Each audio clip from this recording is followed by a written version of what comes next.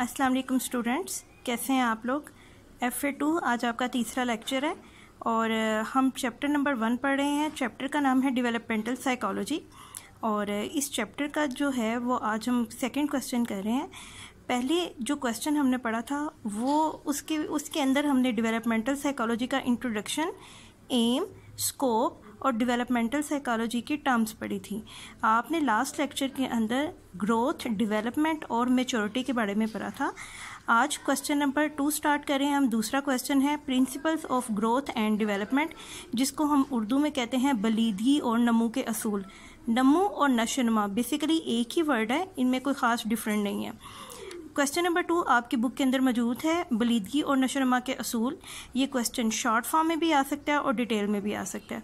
ज़्यादातर examination setup को देखें तो ये ज़्यादा क्वेश्चन डिटेल में पूछता है। डिटेल क्वेश्चन 8 नंबर का ये क्वेश्चन आ सकता है और आपने इसके 18 पॉइंट्स हैं इस क्वेश्चन के, वो आपने कंप्लीट करने हैं। आज एक लेक्चर में हम हाफ पॉइंट्स पढ़ लेंगे और बाकी के कल के दूसरे लेक्चर में हम इस क्वेश्चन को इंशाल्लाह कंप्लीट कर लेंगे।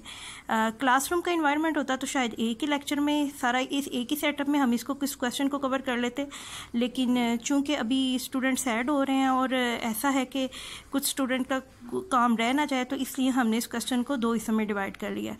तो क्वेश्चन स्टार्ट करते हैं, बलीदगी और नशोनुमा के असूल।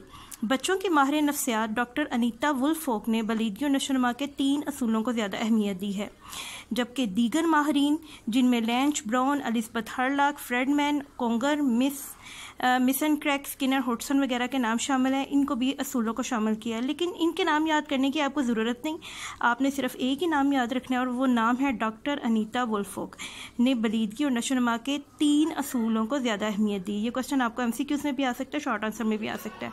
आपने क्वेश्चन स्टार्ट करना है, बलीदगी और नशोनुमा के 18 असूल लिखने हैं और इंट्रोडक्शन की पहली लाइन आपने डॉक्टर अनीता वुल्फोक के नाम की लिखनी है, जिसने 3 असूलों को ज़्यादा अहमियत दी। ठीक है, उसके बाद अब हम बारी बारी एक एक असूल पढ़ते हैं जी। तो पहला असूल है शरह नमो मुख्तलिफ होती है। शरह नमो यानी नशोनुमा की शरह मुख्तलिफ होती है, डिफरेंट होती है हर लेवल पे।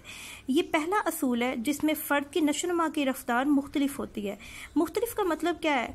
फ़र्ज़ करें मुख्तलिफ बच्चे क्लास 4 में पढ़ते हैं, वो उनका मुख्तलिफ वे ऑफ लिविंग है और डिफरेंट फैमिली से वो बिलोंग करते हैं। आप नोट करेंगे कुछ बच्चों की हाइट या कद ज़्यादा तेज़ी से बढ़ता है, कुछ बच्चों का वेट ज़्यादा होता है और कुछ बच्चों का कम होता है। यानी कुछ बच्चों की उम्र के एक ही हिस्सों में डेवलपमेंट जल्दी होती है, तेज़ी से होती है और कुछ बच्चों की कम होती है। जैसे कुछ बच्चे जो होते हैं वो दूसरे बच्चों की निस्बत जल्दी चलना और जल्दी बोलना शुरू कर देते हैं। कुछ बच्चों का कद भी जल्दी बढ़ जाता है अपने बाकी तालिब इल्मों की निस्बत, और कुछ बच्चों की जो नशोनुमा होती है वो उस उम्र के हिस्से में इतनी तेज़ी से नहीं होती जितने दूसरे बच्चों की होती है।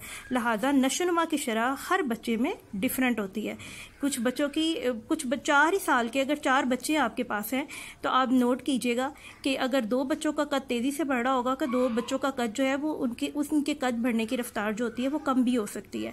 लिहाजा एक ही साल में या एक ही इरा में एक ही दौर में नशोनुमा की रफ्तार मुख्तलिफ बच्चों में मुख्तलिफ भी हो सकती है। नंबर 2, शरह नमू कदर मुनज़्ज़म होती है।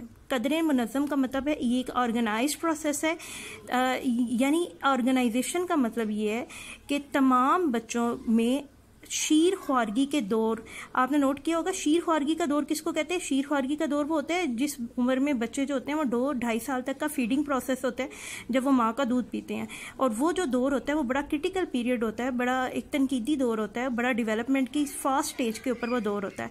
तो पहले ये एक ऐसा ऑर्गेनाइज्ड प्रोसेस है कि पहले बच्चे एक बच्चा फौरी तौर पे दुनिया में आने के बाद भाग दौड़ करना नहीं शुरू कर सकता। पहले बच्चे क्या करते हैं? पहले सर संभालना शुरू करते हैं, फिर कमर सीधी करते हैं, फिर बैठते हैं, फिर घुटनों के बल चलते हैं, फिर खड़े होते हैं, फिर पाँव पे चलना शुरू करते हैं। इसी तरह ये अमल, ये जो स्टेप है वो स्टेप बाय स्टेप होता है। इसी तरह आप लैंग्वेज को ले लें, ज़ुबान को ले लें।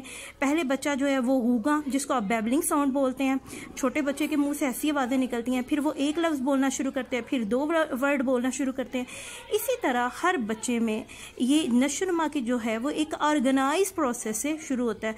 बच्चे को पैदा होते ही आप वॉलीबॉल या बास्केटबॉल खेलने पे नहीं लगा देते, वो पहले रेंगना शुरू करता है, फिर क्राउलिंग करना शुरू करता है, फिर वो चलना शुरू करता है, फिर वो भागदौड़ करना शुरू करता है। लिहाजा जो नशोनुमा है ये एक ऑर्गेनाइज्ड प्रोसेस के थ्रू होती है। नंबर 3, नशोनुमा का अमल तदरीजी और पायदार होता है। तदरीजी और पायदार का मतलब है ये एक रिलायबल और स्टेप बाय स्टेप होने वाला प्रोसेस है। इसका मतलब ये है कि आपका ये जो नशोनुमा का अमल है रफ्ता रफ्ता आहिस्ता आहिस्ता और सिलसिलावार होता है। इसकी रफ्तार सुस्त भी हो सकती है और तेज़ भी हो सकती है। किसी मरहले में बहुत तेज़ी से नशोनुमा होती है और किसी मरहले में बहुत सुस्त हो सकती है।